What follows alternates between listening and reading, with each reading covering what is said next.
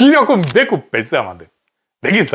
বর্তমানে smart family কার্ডধারী একজন সুবিধাভোগী মাসে একবার টিসিবি থেকে কম দামে সর্বোচ্চ 2 লিটার ভোজ্য তেল, সয়াবিন বা কুড়ার তেল, 2 কেজি মসুরের ডাল, 1 কেজি চিনি লিখে দেন পাশে, এটা কিনতে পারতেছে। পাশাপাশি কার্ডধারী একটা পরিবার 30 টাকা কেজিতে সর্বোচ্চ 5 কেজি চাল কিনতে পারে।